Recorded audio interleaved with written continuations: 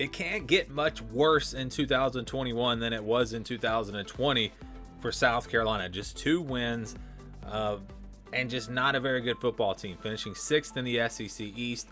Coaching change, we'll see how that works out. But you look ahead to 2021, and again, I say that it can't get any worse. I mean, it could get worse. It really could when you look at all that they lost. But it could get better. So this is a tough one to figure out. Luke Dottie at quarterback. Is he going to be the guy for them? We'll see. You know, he played decent coming down the stretch. Ryan Helensky has transferred, so he's not an option. So they don't have a lot of depth there at quarterback. Also at running back, Deshaun Fenwick, he transferred out. That's a big loss. But the good news is Kevin Harris will be back, and he was one of the top running backs in the SEC last season. Also, Marshawn Lloyd, a big-time recruit who was injured, he should be back. So the running back position actually I think is going to be pretty solid for them. You look at the wide receivers, they lose Shi Smith, and that is a big loss. He was a really, really talented wide receiver. And you look at the rest of the wide receivers, and there's just been no one to really step up for them. That's, I think, going to be a big, big concern heading into next season.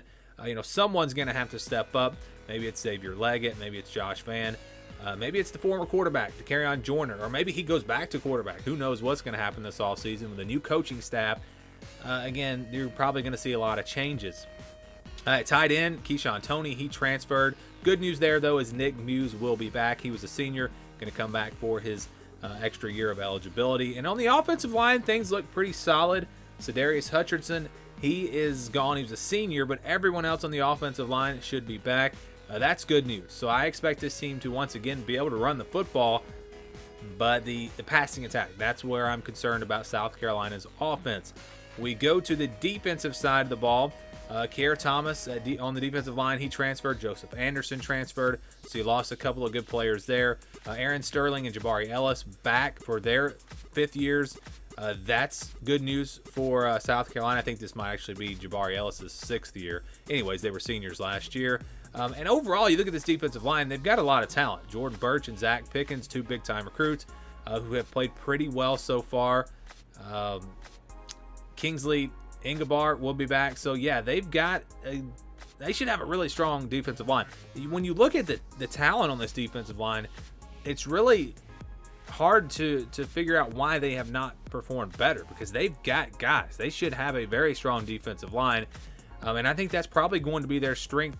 The strength of their defense in 2021. So we'll see how that works out. At linebacker, they do lose Ernest Jones. That's a big blow.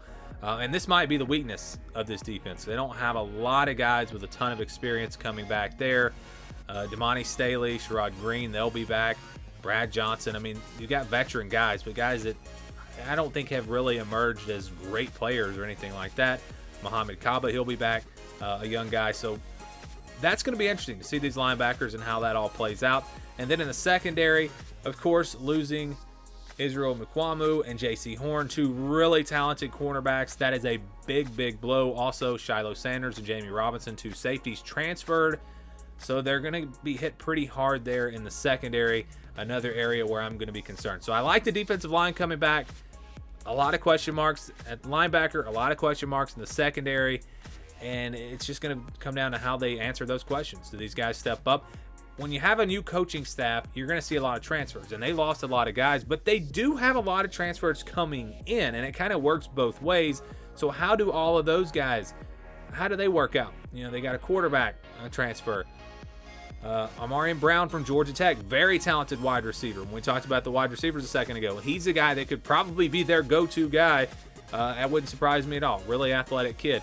Yeah, he'll be eligible immediately. Also, E.J. Jenkins, a transfer from, I think, an FCS school. He'll be in there. We'll see what he can do.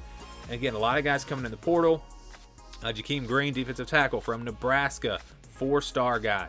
That's going to help them out. A couple of linebackers from, I think, the Sun Belt Conference are coming in here. So you get some depth there. And again, not guys that we think are going to be SEC superstars, but maybe they are. We'll have to wait and see what happens with that.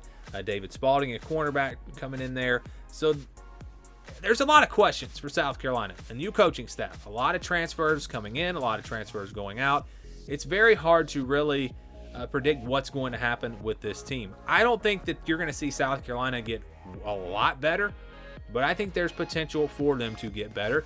And I don't think you're going to really see them get much worse. So because of all the question marks, I'm not going to give them an up or a down arrow. I'm going to say that South Carolina will be about the same in 2021. I think there's potential for them to get much better if things work out. And that's really the case for most teams that had bad years last year. You would think there's a good chance that they could get a lot better.